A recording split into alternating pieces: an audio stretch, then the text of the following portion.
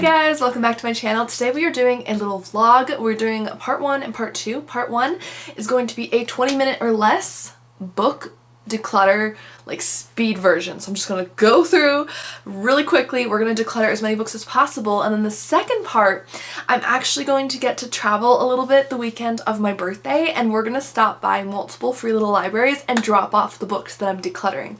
And that personally helps me out a lot when I'm decluttering books, because it's easy to declutter books that maybe I didn't enjoy, but if there's any books where I'm like, oh, but I liked it, but you know, maybe I don't need to keep every book in the series, this kind of helps me because I think, oh, well then I'm gonna give it to someone else who will love it and appreciate it.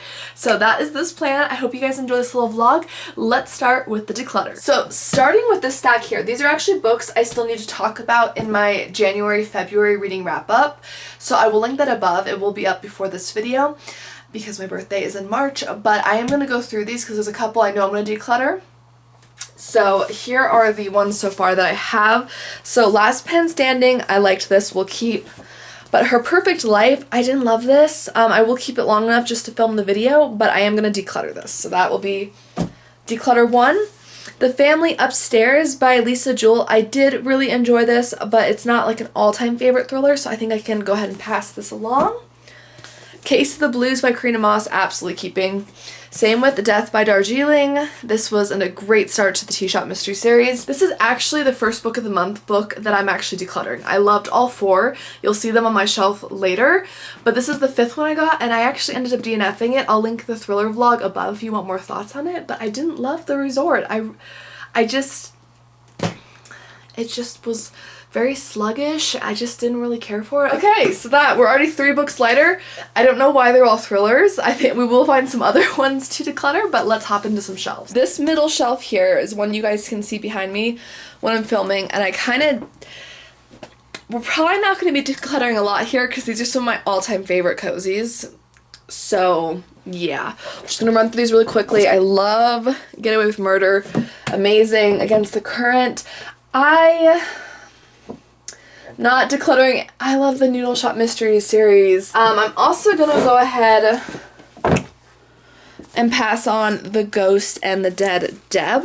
Definitely a series I like. I've read 2 from it so far, but not an all-time favorite series, and not one that brings me like some of these, like this one I look at, I loved this, it gives me immediate joy. So those are ones I want to keep, you know. This one, I liked it, I want to read more from the series, nothing against it, but it's one that someone else could really enjoy, so we'll pass that on. The only other one I think I'll get rid of from here is, I'm finally going to pass this on. I've been like passing over this the last few declutters. I have multiple Bread Shop Mysteries. I have The Crust No One here.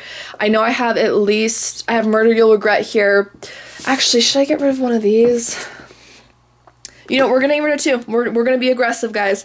Okay, so I'm keeping Crust No One and A Murder You'll Regret because I love the Christmas cover, and this was an especially good one. I love the Bread Shop Mystery series. Again, this is an absolute favorite cozy series of mine. This is nothing against the series. We're just decluttering, but I know someone else can really enjoy these, and you can jump in at any time without too much confusion and without like any subplots. So I think these will be really enjoyed. 3 books. That's 6, we're at 6 at total. That's not too bad, guys. Okay, so like I said, these are the 4 other book of the month books. I really enjoyed these, so I do want to keep these for reference. However, I do have 2 Hair Shop Mysteries here. I don't think I need to keep both of these. I'm going to go ahead and get rid of Trim to Death because both of these were really good, but the Easter Hair Hunt just has such a fun cover, so I'm going to keep that one. But we will get rid of this one here. Again, a book I really enjoyed. Absolutely nothing against it, but we can pass it on, let someone else enjoy it. I haven't read this book yet, or this one. This is a really cool collection of like ghost stories and legends that I enjoy, so I'm going to keep that. This one, oh, this one's hard. Okay, this one was very kindly sent to me by the author, and I'm just going to keep it brief. There's beautiful illustrations in this, absolutely. Like, I mean, like, look at this. So beautiful, but I just didn't care for the writing style. It just wasn't for me personally. I read a couple chapters of it, and I just ended up putting it down, so I am going to go ahead and pass this along to someone who will enjoy it. Miss Pinkerton. this one was a bit of a letdown, unfortunately. It's about 3 stars, which isn't bad by any means, but I really thought I would like this more. My library does have a huge collection of Mary Roberts Rinehart, so I'm definitely interested in trying more. If you have a recommendation from this author, I would love to hear it. So I definitely want to read more from this author, but I don't feel the need to keep this particular book, so we are going to pass that along. Oh, here we go. Okay. These two I'm also going to get rid of. I told you this shelf would be a doozy. So this one I read this last fall. It's a supernatural cozy. Absolutely the most beautiful cover, right? I mean, everything about this is Halloween and autumn and supernatural. I love it. It just was too supernatural for me. The writing was beautiful, the mystery was interesting, the character was cool, but I only got about halfway through and it just was too supernatural for me personally. So unfortunately, I am going to pass this on, but if you are someone who really likes a supernatural cozy, I would check it out, because I thought it actually was very good. It just wasn't for me taste-wise, so I am going to pass that on. The other one is The Darling Delilahs and the Cucumber Tree. My library does have some more of this series that I want to check out. It was pretty good. It's historical fiction. It's definitely a good series, but it's not one that is like an all-time favorite or one that I see myself recommending like constantly. So I'm going to go ahead and pass this on so someone else can enjoy it. Plus, it's the first book in the series, just like Witch Trials, so someone can really get into it. I think these are all... yeah, these are all ones I haven't read yet. They just didn't fit on my cart. Okay, so second shelf here. Again, there's a couple on here I haven't read, but most I have. Okay, again, this was a case where an author sent this to me and it was really, really kind of them. It is more like a thriller. I didn't care for it. The writing style wasn't quite for me. I think a lot of people could really enjoy it, but it wasn't quite my taste. So definitely check it out if you want to like read an Alaskan thriller, see if it's something you might like, but I just didn't care for it personally, so I'm going to pass this on so someone else can enjoy it. Oh, these are like favorites. These aren't going anywhere. And actually, I've mentioned this before, but if you liked Vera Wong's Unsolicited Advice for Murderers, try Auntie Lee's Delights. This is Singaporean Mystery by Ovidia Yu. I really loved this. They're both women of a certain age, beautiful cooks, very family or found family oriented, great mysteries. So I definitely am keeping those. Keeping my Christmas tree mystery. I love my Pizza Lovers mystery series. It's one of the first cozies I ever read, so that's just sentimental. I love this collection of short stories by Daphne du Maurier, so I will keep that. These ones I have not read yet. And then these are some like nonfiction books about writing, so these are all ones that I do want to keep. So we have that. We still have a little bit of time, so we're going to go through my physical TBR cart, see if there's anything that I want to weed out. I'm not sure if there really will be, but just in case there's a couple things we can thin out, but otherwise we have quite a stack here, which I'm happy about. Okay, so most of the ones here on top are library books, so they're not going anywhere, or some lenders from like my mom. I do want to read this. I just keep putting this one off, but I do want to read that. So that one, not going anywhere. Nothing on the top here that we're going to declutter because like I said, these are pretty much all library books or lenders from family and friends. Let's take a look here. I definitely want to read some of these classics. I really have to be in the mood for it. I don't read a ton of classics, and historical fiction is kind of the same, where I'm like a little bit more picky about when I read it.